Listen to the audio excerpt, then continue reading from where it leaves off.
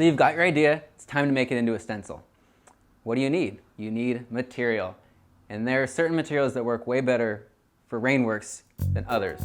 When using Invisible Spray 2.0, the best materials for making Rainworks stencils are things like flexible plastic, like Mylar or high-impact polystyrene, or you can use multi-layer paper-based material like corrugated cardboard.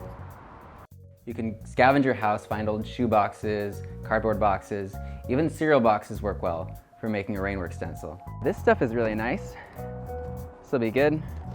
Since our 2.0 formula is a safer water-based solution, we don't recommend any paper-based materials if they're only a single layer.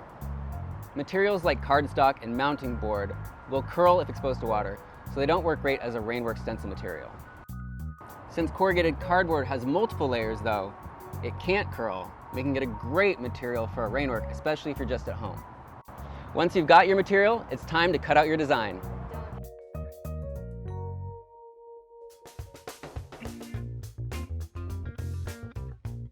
There are lots of ways to cut out a stencil. You can project it onto your material and then trace that and cut it. You can use a machine like a laser cutter or desktop cutting plotter. Today we're going to keep it old school and just draw on the material and cut it out by hand. So I'm using 2 pieces of cardboard for this one. I'm going to draw the entire stencil on here, and then when we're actually making the Rainwork, we're going to line them up again. For now I'm going to tape these together so that they don't come apart from each other while I'm designing this. So step 1 is draw your design on the cardboard. Start with pencil in case you mess up. Just makes sense. Pencil, pencil, pencil. There. Kerning is hard, so use a ruler to space out your letters well. One thing to keep in mind is that thicker letters will always look better when they're on the concrete. If you tried to make something this size, it would just completely bleed.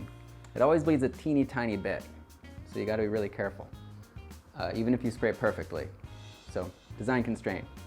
If you try to go too small, it might bleed a little bit and it won't look as good. So thicker is better. So now that we've sketched out the design by hand, we're gonna switch over to a pen just to mark the final lines so we know exactly where we're gonna cut. These marks will help us line up the 2 pieces of stencil later, once it's time to install. Since we've marked the alignment of the 2 pieces, we can get rid of the tape now because we can always just line them up later perfectly. And now we can cut them individually. To cut our stencils, we usually use a box cutter if it's really thick cardboard, or an X-Acto knife if it's a thinner material, like cardstock. When you're cutting out the letters, don't throw those letters away, because we're going to need some of them later, you'll see.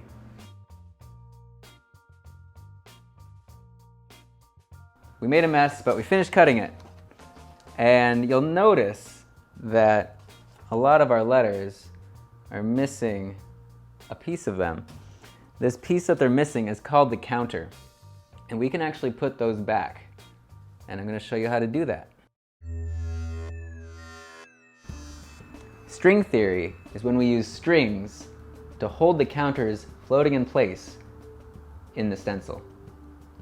The cool thing about string theory and invisible spray is that when you spray your stencil, the strings won't show up in your design. So the kind of string I'm using here is cotton twine. You want string that is sturdy enough to not break, but thin enough so that it won't show up when it's sprayed. This level of thickness is a pretty good marriage between those 2 requirements. So I'm taping the string down so it doesn't move while I'm hot gluing everything down. You want to leave some room between the tape and the edge of the stencil because that is where the hot glue is going to go. Start by hot gluing the outsides down. Then hot glue the inside. Then you let it dry, move on to the next one. Here I use the actual letters themselves to hold the counters in place so they wouldn't wobble around while I was gluing them. So again, I'm going to start on the outsides of the letters and then do the counters.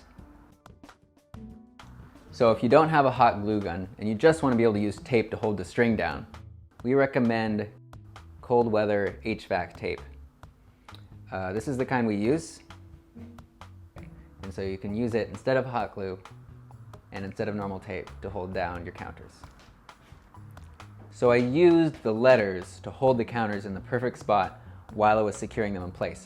But now I can get rid of those letters just by flipping the whole thing over, taking my hand and holding the counter steady, but I'll push the actual letter out, leaving just the counter floating in the right spot. And there it is. We're done. So again, what we did is we drew our design out nice and big on our stencil, then we cut out our design, then we took the counters, used string theory to hold them in the right place. Now we're gonna go find a place to install it. I'm excited. So am I.